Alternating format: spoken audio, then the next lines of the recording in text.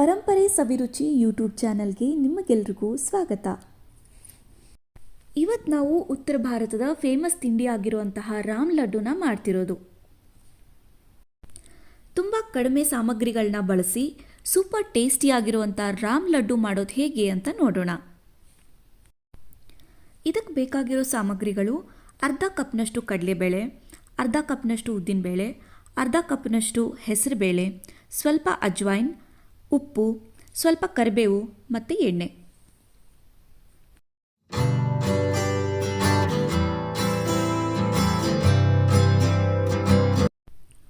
ಮೊದಲಿಗೆ ಕಡಲೆಬೇಳೆ, ಹೆಸರುಬೇಳೆ, ಉದ್ದಿನಬೇಳೆನ 4 ಅವರ್ ನೆನೆಸಿಟ್ಕೊಂಡಿದ್ದೀನಿ.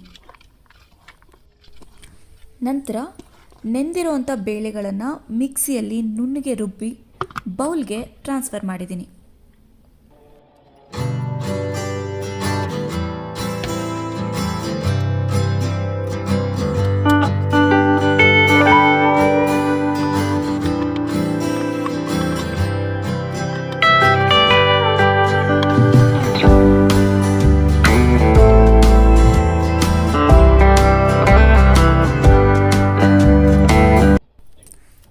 ಅದಕ್ಕೆ ಸ್ವಲ್ಪ ಕರಿಬೇವು, ಅಜ್ವೈನ್ ಮತ್ತು ರುಚಿಗೆ ತಕ್ಕಷ್ಟು ಉಪ್ಪನ್ನು ಸೇರಿಸಿ ಚೆನ್ನಾಗಿ ಮಿಕ್ಸ್ ಮಾಡ್ಕೊಂಡಿದ್ದೀನಿ.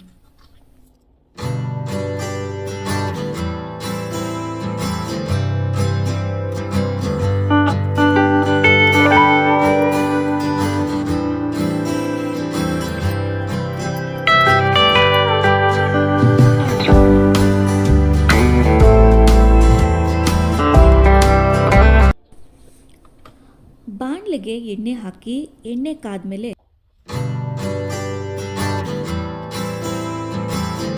ಚಿಕ್ಕ ಚಿಕ್ಕ ಗಾತ್ರದ ಉಂಡೆಗಳನ್ನು ಎಣ್ಣೆಯಲ್ಲಿ ಚೆನ್ನಾಗಿ ಫ್ರೈ ಮಾಡಿದ್ರೆ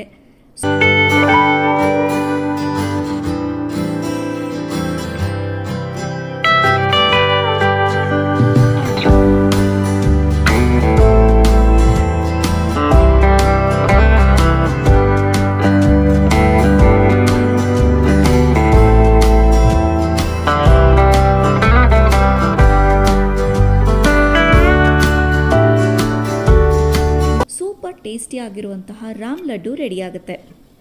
ಇದನ್ನು ಗ್ರೀನ್ ಚಟ್ನಿ ಜೊತೆ ಟೇಸ್ಟ್ ಮಾಡಿದ್ರೆ ಇನ್ನೂ ಸೂಪರ್ ಆಗಿರುತ್ತೆ. ಈವ್ನಿಂಗ್ಗೆ ಇದೊಂದು ಸೂಪರ್ ಆಗಿರೋ ಸ್ನ್ಯಾಕ್ಸ್ ಅಂತಲೇ ಹೇಳ್ಬೋದು. ನೀವು ಟ್ರೈ ಮಾಡಿ. Thanks for watching.